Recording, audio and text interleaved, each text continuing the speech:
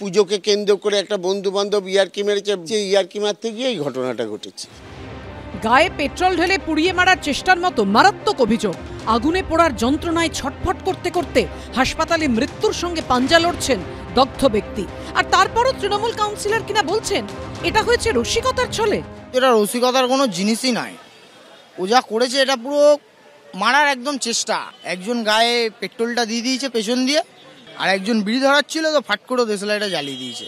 হাড় হিম করা এই ঘটনা ঘটেছে দমদমের বেদিয়াপাড়ায়। ঠিক যে ঘটনাস্থলে আমরা দাঁড়িয়ে রয়েছি, এখানে আজকে ভোর 5টার সময় এলাকারই একটি পুজোর ভাসান দিয়ে বা নিরঞ্জন দিয়ে তিনি বাড়িতে ফিরেছিলেন। কিছু যুবক তারা আরো একটি ভাসান থেকে যখন ফিরছিলেন, তখন ঠিক এই সময় এই জায়গাটাতে তাদের স্কুটি থেকে পেট্রোল বার করে সেই ব্যক্তির গায়ে তারা ছিটিয়ে দেন, ব্যাক সাইড অর্থাৎ পিঠের দিকের অংশে ছিটিয়ে দেন এবং তারপরে তাকে আগুন জ্বালিয়ে দেওয়া হয়। অগ্নিদগ্ধ ব্যক্তির নাম রঞ্জিত কর্মকার, বয়স 45। তার পরিবারের অভিযোগ, বাড়ির সামনে গায়ে পেট্রোল ঢেলে রঞ্জিতকে পুড়িয়ে মারার চেষ্টা করেন দক্ষিণ দমদমের 11 নম্বর ওয়ার্ডের তৃণমূল কাউন্সিলরের অনুগামীরা সুমন বন্দ্যোপাধ্যায় ওরফে বাগান, সুশান্ত দাস এবং সাগর। বৃহস্পতিবার ভোরে কালী প্রতিমা নিরঞ্জন করে বাড়ির সামনে ঘোরাঘুরি করছিলেন রঞ্জিত। তার পরিবারের দাবি, সেই সময় পাশের পাড়ার প্রতিমা নিরঞ্জন করে স্কুটারে করে আসেন সুমন, সুশান্ত ও সাগর। তিনজনই মত্ত ছিলেন। অভিযোগ, রঞ্জিতকে দেখতে পেয়ে স্কুটার থেকে তেল বের করে গায়ে ছিটিয়ে দেন একজন, আর একজন আগুন ধরিয়ে দেন।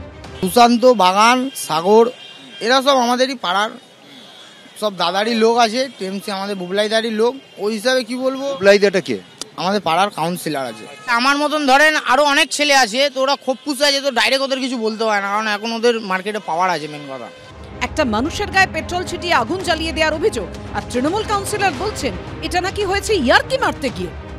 ভোর 4:30টার সময় কি হতে পারে, কি হতে পারে? ইয়ং ছেলেরা কালী পুজো করেছে, তারপর এসেছে একে ঠেলা দিয়েছে, ইয়ার্কি মারতে গিয়ে এই ঘটনাটা ঘটেছে। যদি পুলিশ দেখে যেটা ওরা ইচ্ছাকৃতভাবে করেছে, পুলিশ যেমন নিজের প্রশাসন, আমাদের প্রশাসনের কাছে পূর্ণ আস্থা আছে, তারা সঠিকভাবে তদন্ত করবে। এখানে পেট্রোল ঢেলে পুড়িয়ে মারার চেষ্টার পরেও কাউন্সিলর সেটাকে হালকা করার জন্য বলছে এটা সাধারণ ঘটনা, আমার পরিচিত, আপনার পরিচিত বলে পেট্রোল ঢেলে পুড়িয়ে মারবেন? অতএব এই জাতীয় কাউন্সিলরদেরই গ্রেপ্তার করা উচিত। আর তার সঙ্গী সাথীদের যদি গ্রেপ্তার করার সাহস এই সরকার দেখাতো, এই অপরাধ পশ্চিমবাংলায় হতো না। আরজিকর হাসপাতালে ভর্তি রয়েছেন রঞ্জিত কর্মকার। হাসপাতাল সূত্রে খবর, শরীরের পেছনে 30% পড়ে গিয়েছে। সুকান্ত মুখোপাধ্যায়, ঝিলম করঞ্জাই ও জয়ন্ত পালের রিপোর্ট, এবিপি আনন্দ। এরা সব রাত্রে অনেক রাত্রে ঠাকুর পোড়া ভাসাতে গেছে, ভাসিয়ে এসেছে, এখান দিয়ে যাচ্ছে আর বলছে কি যে ওর আমি নোংরা ভাষা দিয়ে বলছে ওর আমি ভেঙে দেবো সব। আমি গেটটা খুলে বেরিয়েছি, আমার জামাই তো কাঁদতেছে। আমি ভাবছি কি হাতাহাতি এমনি মতলব খেয়ে থাকলে হাতাহাতি এমনি হতেই পারে, ওই সব হয়েছে বোধহয়। আর আমার জামাই যে এইখান দিয়ে এই পর্যন্ত পুড়িয়ে দিয়েছে সেটা তো আমরা দেখিনি, সামনে হলে তো বুঝতে পারবো, পিছনে। আর প্যান্ট পরে আছে, কাঁপছে তো ছেলে। আমার জামাই হসপিটালে রয়েছে ভর্তি।